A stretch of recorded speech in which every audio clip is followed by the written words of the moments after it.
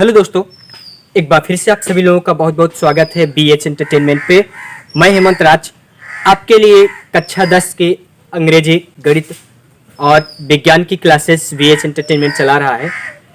तो अंग्रेजी की मैंने ग्रामर की शुरुआत की थी। ग्रामर के पिछले वीडियो में मैंने आपको बताया था वाक्य की परिभाषा और वाक्य के प्रकार। आज हम बात करने वाले हैं पार्ट ऑफ सेंटेंस यानी कि वाक्य के भाग पे। तो आइए देखते हैं वीडियो को। दोस्तों, अगर आप हमारे चैनल पे नए हैं तो हमारे इस चैनल को सब्सक्राइब कर लीजिए। हमारे इस चैनल पे आपको मोटिवेशन के वीडियो, पढ़ाई से संबंधित और अन्य सभी तरह के वीडियोस आपको मिलते रहेंगे। और हाँ, अगर आपको यह वीडियो लेक्चर सीरीज आपको पसंद आती है तो आप इसे लाइक कीजिए और कमेंट सेक्शन में अगर आपका कोई सवाल है तो आप उसको पूछिए और इसे ज़्यादा से ज़्यादा अपने दोस्तों के बीच में शेयर कीजिए। धन्यवाद। तो चलिए देखते हैं पार्ट ऑफ सेंटेंस को, यानी कि वाक्य के भाग। तो दोस्तों, पार्ट ऑफ सेंटेंस की बात करें तो जैसा कि आप सभी जानते हो, जब हम सेंटेंस को ट्रांसलेशन करते हैं यानी कि वाक्य का अनुवाद करते हैं हिंदी से अंग्रेजी में, टेंस को पढ़ा होगा आपने, तो वहां पे हम बात करते हैं सब्जेक्ट, वर्ब और ऑब्जेक्ट की। हम सब्जेक्ट, वर्ब और ऑब्जेक्ट की बात करते हैं। इसी के आधार पर हम वाक्य का अनुवाद हिंदी से अंग्रेजी में या फिर अंग्रेजी से हिंदी में करते हैं। लेकिन दोस्तों, यहाँ पे जो कक्षा 10 की किताब में है वो इसी से लेकर के यानी कि सब्जेक्ट, वर्ब, ऑब्जेक्ट को लेकर के वाक्य के दो भाग बनाया है। तो उसने वाक्य के दो भाग बनाए, वो दो भाग कौन कौन से वो मैं आपको बता रहा हूं। तो वाक्य के दो भाग हैं। फर्स्ट है आपका सब्जेक्ट और सेकंड है प्रेडिकेट। सब्जेक्ट की हिंदी होती है उद्देश्य और प्रेडिकेट की हिंदी होती है विधेय।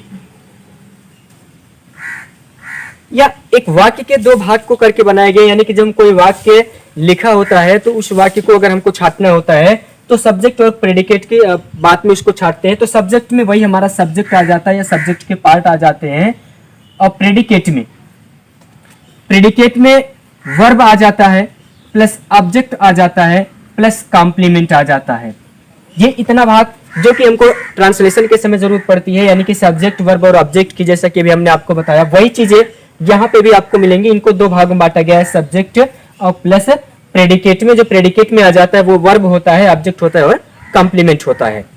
चलिए इसको समझते हैं एक वाक्य के द्वारा कि कैसे इसको हम छांटते हैं। तो जैसे लिखा है कि he is going to school. ठीक, he is going to school यानी कि वह स्कूल जा रहा है। अब इसमें अगर हमको सब्जेक्ट और प्रेडिकेट को छांटना है तो इसके लिए हमें इन दोनों पार्ट्स को देखना होगा, यानी कि सब्जेक्ट को देखना होगा, प्रेडिकेट को देखना होगा। तो दोस्तों, प्रेडिकेट में जो वर्ब है, ये वर्ब दो तरह की होती है। एक होता है आपका हेल्पिंग वर्ब और दूसरा होता है आपका मेन वर्ब। हेल्पिंग वर्ब यानी कि सहायक क्रिया, मेन वर्ब यानी कि मुख्य क्रिया। तो वाक्य जैसा अगर प्रेजेंट इंडेफिनिट में है या पास्ट इंडेफिनिट में है तो वहां पे सहायक क्रिया आपको नहीं मिलती, यानी कि अफर्मेटिव सेंटेंस में, और मुख्य क्रिया मिलती है। तो हमें क्या करना है, अगर सब्जेक्ट और प्रेडिकेट को छांटना है तो इन्हीं सहायक क्रिया, मुख्य क्रिया से, यानी कि अगर सहायक क्रिया मिल रही है, जैसे अभी यहाँ पे लिखा है कि he is going to school, तो यहाँ पे इज ये जो है ये हमारा हेल्पिंग वर्ब है। या फिर अगर हम बात करें मेन वर्ब की तो मेन वर्ब हमारा है गोइंग, यानी कि हमारा क्या है, मेन वर्ब है, यानी कि मुख्य क्रिया है। अगर यही सेंटेंस ऐसे लिखा होता कि ही गोज टू स्कूल, तो अब हम इसको देखते हैं। तो यहाँ पे ये हेल्पिंग वर्ब जो यहाँ पे इज मिला था, यहाँ पे हेल्पिंग वर्ब नहीं है, लेकिन यहाँ पे ये गोज, ये हमारा क्या है, ये हमारा मेन वर्ब है। तो सब्जेक्ट और प्रेडिकेट को छांटने के लिए सबसे सिंपल, सबसे आसान तरीका कि आपको क्या देखना है, जहां से ये सहायक क्रिया शुरू हो रही हो, या फिर अगर सहायक क्रिया नहीं है तो जहां से मुख्य क्रिया शुरू हो रही हो, वहां से लास्ट तक का पार्ट जो मिलता है वो हमारा प्रेडिकेट होता है। जैसे भी इस वाक्य में अगर हम छांटे तो यहां से लेकर के ये पूरा पार्ट जो है ये है हमारा प्रेडिकेट। ठीक, ये हमारा प्रेडिकेट हो गया। और वैसे इस वाक्य में यहाँ पे सहायक क्रिया नहीं लेकिन मुख्य क्रिया है, तो मुख्य क्रिया से लास्ट तक का ये हमारा हो जाता है प्रेडिकेट। अब बात आई हमको सब्जेक्ट की। तो सब्जेक्ट छांटना आसान हो गया, यानी कि उद्देश्य को छांटना आसान हो गया, यानी कि जो बचा हुआ था यहाँ पे ही ये हमारा क्या हो गया, ये हमारा हो गया दोनों सब्जेक्ट। तो आई होप कि आपको यह समझ में आ गया होगा कि सब्जेक्ट और प्रेडिकेट को कैसे छांटते हैं। तो सब्जेक्ट और प्रेडिकेट को छांटने का सबसे सिंपल यही तरीका है कि आप सहायक क्रिया को देखिए, जहां से सहायक क्रिया की शुरुआत हो रही है वहां से लास्ट तक का वो क्या है, प्रेडिकेट है, उसके पहले का सब्जेक्ट है। अगर सहायक क्रिया नहीं मिल रही तो जहां से मुख्य क्रिया की शुरुआत हो रही है वो मुख्य क्रिया से लास्ट तक का प्रेडिकेट है, उसके पहले का सब्जेक्ट है। तो आई होप कि आपको ये समझ में आ गया होगा। आइए अब देखते हैं आगे सब्जेक्ट और प्रेडिकेट के भाग को। अभी तक हमने देखा कि सेंटेंस यानी कि वाक्य के भाग होते हैं, तो वाक्य के दो भाग, एक सब्जेक्ट होता है, दूसरा प्रेडिकेट होता है। अब इसके आगे का देखते हैं कि सब्जेक्ट में कौन कौन से भाग आते हैं और प्रेडिकेट में कौन कौन से भाग आते हैं। तो शुरुआत करते हैं हम सब्जेक्ट से। सब्जेक्ट में अगर देखें तो सब्जेक्ट के जो भाग आते हैं उसमें दो हैं। सब्जेक्ट में दो भाग हैं, पहला है क्वालिफायर और दूसरा है हेडवर्ड। ठीक, सब्जेक्ट के दो भाग हैं, एक है क्वालिफायर और दूसरा है हेडवर्ड। अब क्वालिफायर के जो भाग हैं वो क्वालिफायर के दो भाग हैं, एक है डिटरमिनर और दूसरा है एडजेक्टिव। क्वालिफायर के दो भाग हैं, एक डिटरमिनर है, दूसरा एडजेक्टिव है। और इसी के साथ में आपका जोड़कर दिया रहता है ये एडजेक्टिवल फ्रेज, जो कि हेडवर्ड के बाद लगता है। इसलिए हमने आपकी सुविधा के लिए, आपको जल्दी समझ में आए इसलिए हमने रखा है कि जो एडजेक्टिवल फ्रेज होता है ये पार्ट तो होता है क्वालिफायर का, लेकिन इसे रखा जाता है हेडवर्ड के बाद में, यानी कि जो हमारा मुख्य शब्द होता है वो मुख्य शब्द के बाद में रखा जाता है। तो एक बार फिर से रिवाइज कर लेते हैं कि सब्जेक्ट के दो भाग, एक आपका है क्वालिफायर और दूसरा आपका है हेडवर्ड। हेडवर्ड यानी कि मुख्य शब्द। मुख्य शब्द कोई नाउन हो सकता है या कोई प्रोनाउन हो सकता है, बेसिकली आपका नाउन ही रहेगा। और दूसरा आपका क्वालिफायर। क्वालिफायर के दो भाग हैं, एक डिटरमिनर है, एक एडजेक्टिव है। अगर ध्यान देने वाली बात यह है कि अगर डिटरमिनर ही सिर्फ रहेगा तब पर भी हम उसको क्वालिफायर ही कह लेंगे, या फिर सिर्फ एडजेक्टिव रहेगा तब पर भी उसको हम सिर्फ क्वालिफायर ही कह लेंगे। अब अगर दोनों रहेगा तो दोनों को मिला करके हम इसको लिखेंगे क्वालिफायर, और अगर अलग अलग लिखना है तो उसके लिए लिखेंगे हम डिटरमिनर और एडजेक्टिव। और हेडवर्ड के बाद में आपका एडजेक्टिवल फ्रेज। ये तो आपका पार्ट ऑफ सब्जेक्ट, यानी कि सब्जेक्ट के कितने भाग होते हैं। अब देख लेते हैं प्रेडिकेट के भाग कि प्रेडिकेट के कितने भाग होते हैं। तो प्रेडिकेट के भाग होते हैं तीन भाग। कौन कौन से? वर्ब यानी कि क्रिया, उसके बाद है ऑब्जेक्ट यानी कि कर्म, एंड लास्ट वन है कॉम्प्लीमेंट यानी कि पूरक। ठीक, कर्म के बाद में अगर कोई और बातें जो जुड़ी होती है जो कि वाक्य को पूरा करने में सहयोग कर रही होती है वो पूरक होती हैं। अब वर्ब की बात कर ले तो वर्ब यहाँ पे दो प्रकार का हो सकता है, एक होता है हेल्पिंग वर्ब और दूसरा होता है मेन वर्ब। हेल्पिंग वर्ब यानी कि सहायक क्रिया। सहायक क्रिया के अंतर्गत आते हैं वी, डू, हैव या अन्य जो मॉडल एक्सिलरीज होती है वो आएंगी। और होगा मुख्य क्रिया। मुख्य क्रिया आपकी होती है, इसमें हो सकता है आपका ट्रांजिटिव वर्ब यानी कि सकर्मक क्रिया या इंट्रांजिटिव वर्ब यानी कि आकर्मक क्रिया। दूसरे पे बात कर लेते हैं ऑब्जेक्ट की। तो ऑब्जेक्ट के जो पार्ट हैं वो दो पार्ट हैं, एक डायरेक्ट ऑब्जेक्ट और दूसरा इनडायरेक्ट ऑब्जेक्ट, और तीसरा तो आपका कॉम्प्लीमेंट है ये। आइए अब इसको एक उदाहरण से समझ लेते हैं कि एक वाक्य लिखते हैं, वाक्य में इसको देख लेते हैं कि कैसे कैसे हम इसको पहचानेंगे कि सब्जेक्ट कौन सा है, प्रेडिकेट कौन सा है, या सब्जेक्ट के पार्ट कौन कौन से हैं और प्रेडिकेट के पार्ट कौन कौन से हैं। तो चलिए अब समझते हैं एक उदाहरण से कि हम सब्जेक्ट के पार्ट को कैसे अलग करेंगे। अभी मैंने आपको बताया कि अगर हमको सब्जेक्ट और प्रेडिकेट छांटना है तो उसके लिए हमें क्या करना होगा कि सिंपल सा देखना है कि जहाँ से सहायक क्रिया या फिर मुख्य क्रिया शुरू हो रही है वहाँ से लास्ट तक का भाग क्या होता है, वो प्रेडिकेट होता है। प्रेडिकेट के भाग को मैं आपको बताऊंगा अगले वीडियो में। अभी आप समझिए सब्जेक्ट के पार्ट को। तो फिलहाल के लिए इस वाक्य को जो हमने यहाँ पे एग्जाम्पल के तौर पे लिखा हुआ है इसको देखते हैं, सब्जेक्ट के पार्ट को छांटने में आसानी होगी। मैंने आपको बताया कि अगर आपको सब्जेक्ट और प्रेडिकेट को अलग करना है तो हेल्पिंग वर्ब को ढूंढिए वाक्य में। अगर हेल्पिंग वर्ब यानी कि सहायक क्रिया नहीं है तो फिर आप क्या ढूंढेंगे, मुख्य क्रिया। फिलहाल के लिए वाक्य को पढ़ते हैं। तो my elder brother in Mumbai is an actor. My elder brother in Mumbai is an actor. तो इज ये क्या हेल्पिंग वर्ब है। सो इज से लेकर के लास्ट तक का जो भाग हो गया ये हो गया हमारा प्रेडिकेट।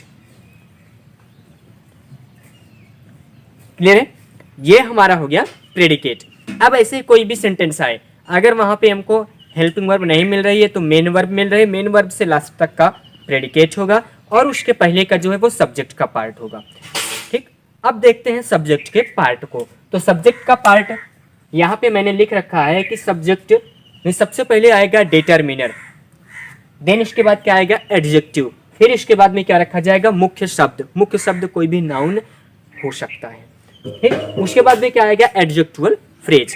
जैसा कि मैंने अभी आपको बताया था कि जो ये एडजेक्चुअल फ्रेज होता है ये है पार्ट होता है क्वालिफायर का, लेकिन यह हेडवर्ड के बाद रखा जाता है। तो इसको मैंने स्ट्रक्चर के तौर पे रख दिया कि सबसे पहले आप अगर वाक्य में पाओगे तो डिटर्मिनर, देन इसके बाद में एडजेक्टिव, फिर मुख्य शब्द, उसके बाद में एडजेक्चुअल फ्रेज। तो ये सब्जेक्ट के पार्ट का स्ट्रक्चर रहा। ये भी मैंने आपको बताया था कि अगर डिटर्मिनर और एडजेक्टिव इनमें से कोई एक मिलता है, चाहे डिटर्मिनर हो या फिर एडजेक्टिव हो, तो उसको सीधा सीधा हम लिख देते हैं क्वालिफायर। क्लियर है? चलिए अब इस वाक्य में देखते हैं। तो इस वाक्य में लिखा है कि my elder brother in Mumbai is an actor. तो इज एन एक्टर ये तो हो गया प्रेडिकेट। हमको छांटना क्या है इसमें, सब्जेक्ट के बारे में छांटना है कि इतनी बातें क्या क्या हुई हैं। तो अगर इस स्ट्रक्चर के आधार पर देखें तो डिटर्मिनर, उसके बाद एडजेक्टिव, उसके बाद हेडवर्ड। ठीक, तो हेडवर्ड हमने कहा कि कोई नाउन हो सकता है। तो नाउन जैसे यहाँ पे ब्रदर, ब्रदर शब्द एक नाउन है, तो ये जो ब्रदर है ये हो गया हमारा हेडवर्ड, हेडवर्ड। ठीक, अब इसके पहले दो शब्द मिलेंगे तो वो दो शब्द लिखा है जैसे माई और एल्डर। तो जो डिटर्मिनर है वह डिटर्मिनर हो गया माई। ठीक, बचा क्या, एडजेक्टिव। तो एडजेक्टिव जैसा कि आप जानते हो एडजेक्टिव क्या होता है, ये विशेषक होता है, यानी कि विशेषता बताता है। तो खास करके यहाँ पे जितने भी शब्द यूज किए जाएंगे वो विशेषक होंगे, यानी कि विशेषता को बताने वाले होंगे। मैं नेक्स्ट वीडियो सीरीज लाऊंगा जिसमें पार्ट ऑफ स्पीच को बताऊंगा और इसमें एडजेक्टिव के बारे में मैं आपको डिटेल समझाऊंगा कि एडजेक्टिव को कैसे पहचानेंगे। और इसके लिए आपको एक काम करना होगा कि चैनल को आपको सब्सक्राइब करना होगा और इस वीडियो को अगर आपको समझ में आया तो लाइक करना होगा और ज़्यादा से ज़्यादा शेयर करना होगा। और हाँ, अगर आप बेल आइकन को दबा लेंगे, यानी कि सब्सक्राइब के बगल वाली घंटी को दबा लेंगे, तो मैं अगला वीडियो जैसे ही अपलोड करूंगा उसकी नोटिफिकेशन आपको मिल जाएगी और अगला वीडियो आप आसानी से देख पाएंगे। तो चलिए देखते हैं अब कि यहाँ पे डिटर्मिनर क्या हो गया, माई हो गया, एल्डर क्या हो गया, एडजेक्टिव, और हेडवर्ड क्या हो गया, ब्रदर हो गया। अब बचा क्या, एडजेक्चुअल फ्रेज। तो एडजेक्चुअल फ्रेज मुख्य शब्द और प्रेडिकेट के बीच में आता है, ये हो गया हमारा एडजेक्चुअल फ्रेज। ठीक, क्लियर? चलिए एक दूसरे उदाहरण से भी इसको समझ लेते हैं। एक दूसरा उदाहरण मैं लिखता हूं और फिर उसमें यही बातें छाट करके बताता हूं। चलिए देखते हैं। ए ब्लैक बर्ड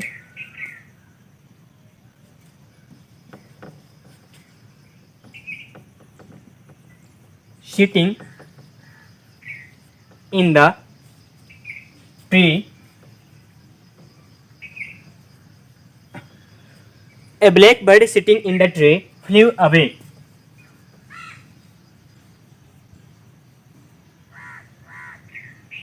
चलिए अब इसको छाटते हैं कि इसमें सब्जेक्ट और प्रेडिकेट के भाग को छाटते हैं कि कैसे हो गए। सबसे पहले करना क्या है, हमको सब्जेक्ट और प्रेडिकेट को अलग करना है। तो सब्जेक्ट को अलग करने के लिए हम प्रेडिकेट को अलग करने के लिए क्या करना होगा, मुख्य क्रिया या सहायक क्रिया को देखना होगा। तो यहाँ पे जो हमारी मुख्य क्रिया है वो है फ्लू। हालांकि यहाँ पे एक और है कि सिटिंग, लेकिन इस सिटिंग को न लेकर के हम यहाँ पे देखेंगे कि फ्लू अवे ये क्या हो जाएगा, यहाँ से फ्लू अवे ये पार्ट हो जाएगा प्रेडिकेट का। क्लियर, ये पार्ट हो जाएगा प्रेडिकेट का। अभी हमको ढूंढना क्या है, सब्जेक्ट के पार्ट। तो सब्जेक्ट के पार्ट अगर ढूंढेंगे तो सबसे पहले क्या मिलेगा, हमको डिटर्मिनर मिलेगा। सबसे पहले क्या मिलेगा, डिटर्मिनर। क्लियर है? डिटर्मिनर के बाद में क्या मिलेगा, एडजेक्टिव मिलेगा। ठीक, एडजेक्टिव के बाद में क्या मिलेगा, एडजेक्टिव के बाद में मिलेगा हमको हेडवर्ड, मुख्य शब्द मिलेगा। मुख्य शब्द के बाद में क्या मिलेगा, तो मिलेगा हमको एडजेक्टिवल फ्रेज यानी कि एपी। अब इस स्ट्रक्चर को आपको ध्यान में रखना है कि सबसे पहले डिटर्मिनर, देन एडजेक्टिव, देन उसके बाद में हेडवर्ड, देन एडजेक्टिवल फ्रेज, उसके बाद में प्रेडिकेट। आई होप कि आपको समझ में आ गया होगा कि सब्जेक्ट के पार्ट कौन कौन से हैं, उनको कहाँ पे रखा जाता है। धन्यवाद।